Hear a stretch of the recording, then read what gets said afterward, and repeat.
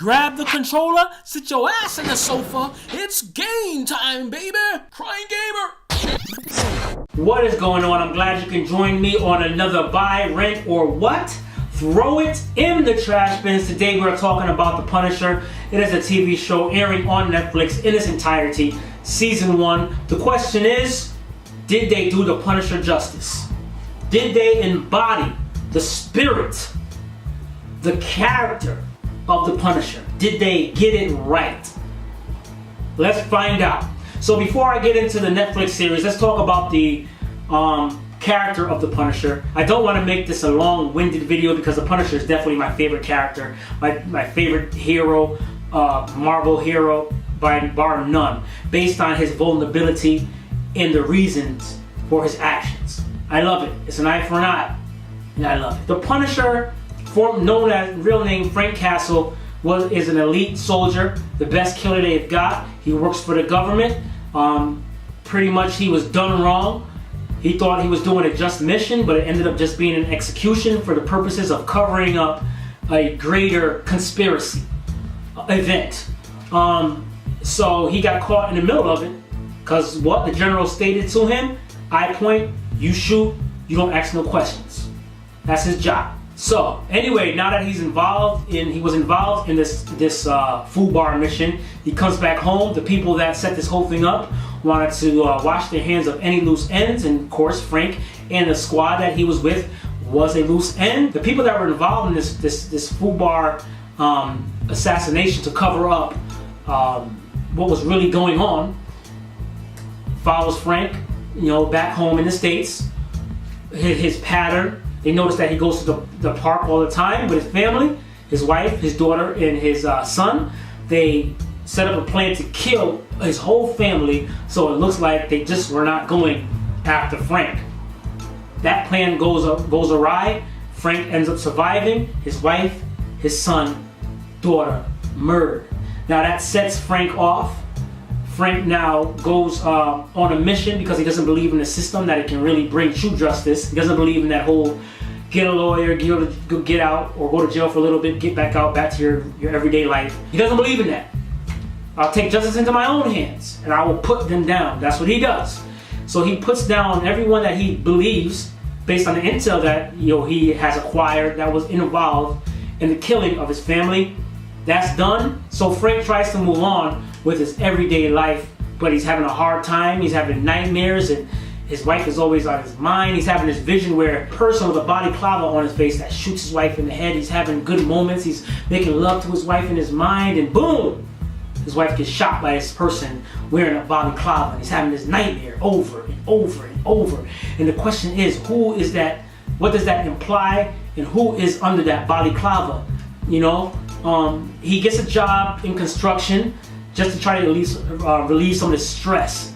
So sometimes people that are under such stress, they just want to hit something instead of just going out and hitting random people. He gets a job in construction where he has a sledgehammer and he's slamming that wall. I think that's representative of him just trying to relieve that stress just by just breaking something. He feels like he just needs to break something because it's just filled with so much anger. Even though he killed everybody that he thought was involved, he's still left with no family. So that's driving him crazy. And I think the TV show does a good job of showing that. And then it picks up where he gets this tape, CD with information regarding the Axe and Kadar, the execution that he was involved in. And nobody knows he's alive. So he's like, damn, who the hell knows that I'm alive?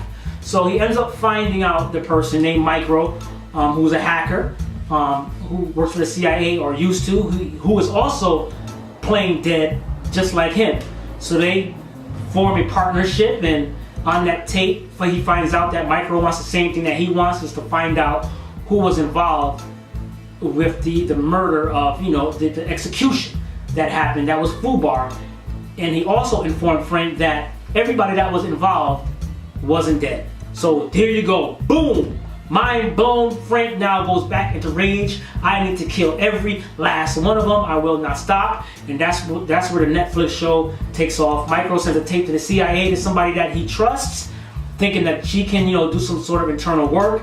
That creates a wheel rolling down the hill, because now everybody in the CIA can't be trusted. She shares this information with somebody in the CIA that actually works for the group that was responsible for the acts in Kadar with Frank, and they find out that Frank is not dead. So now they're hunting Frank. It is one big shit show now going on.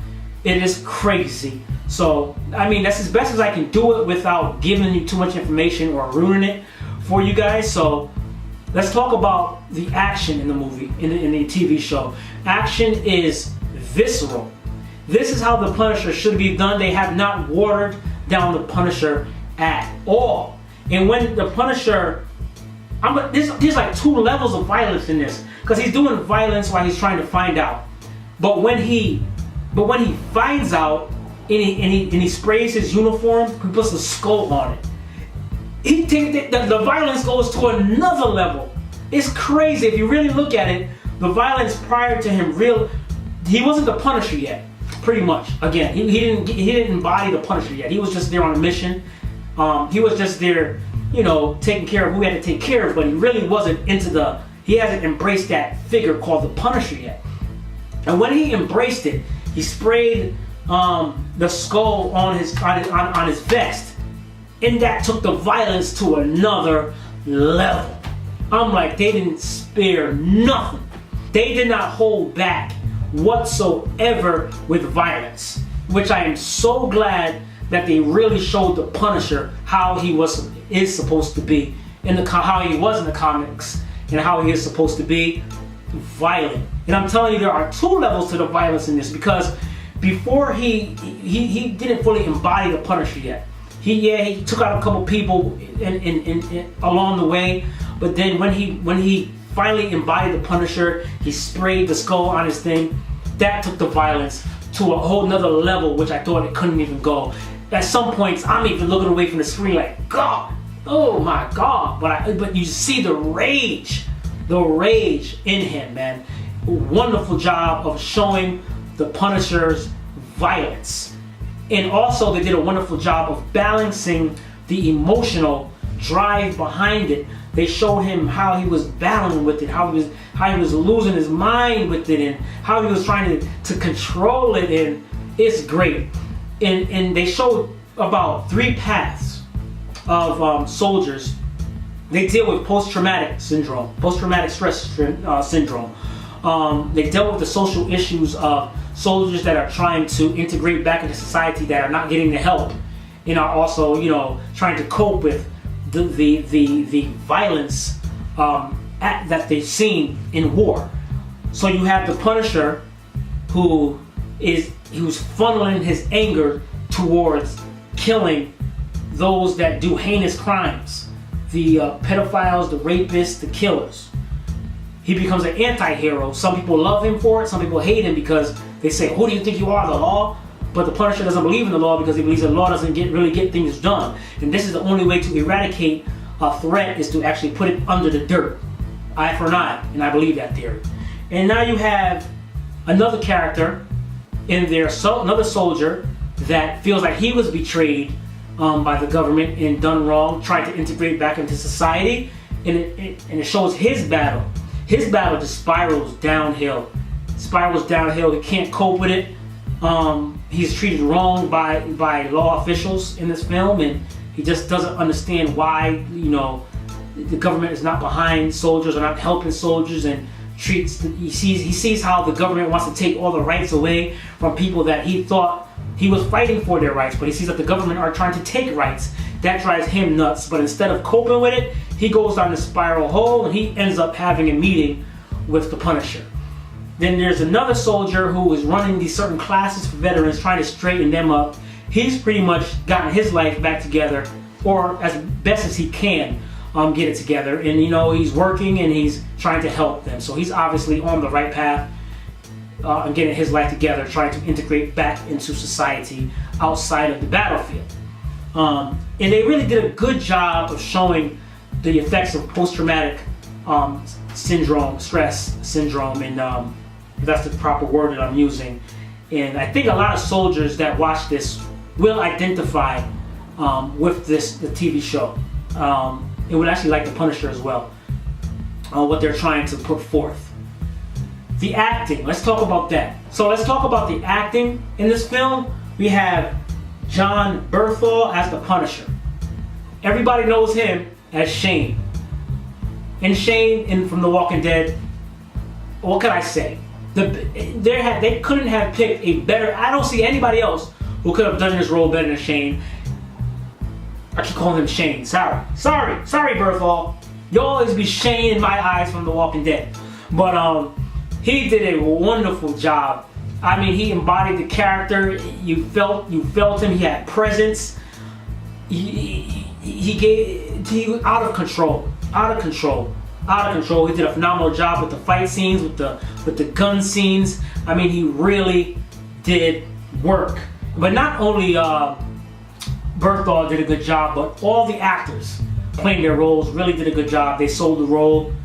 No complaints with the acting. Superb. So what we have the action. We got through the social aspects. We got the actors, how it was shot. The camera angles were tight. The camera angles were right on the action to make you feel it. When the Punisher punched somebody, let me tell you, the way they had the camera angles when the Punisher punched somebody, I felt like I was getting hit. I mean, it was like a freight train between the camera angles and the subwoofer. The sound, camera angles just made everything feel that much more visceral. It made the violence just woo.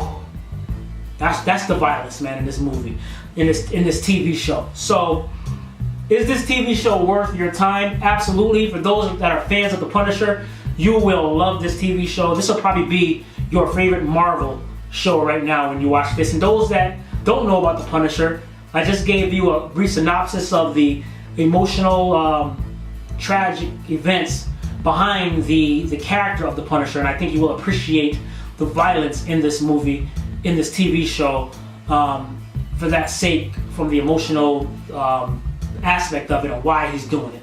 Because we don't want to make this just a senseless, violent TV show. There's a reason to the madness, and I think everybody that watches this will really be engrossed in it and appreciate The Punisher. So I hope that helped.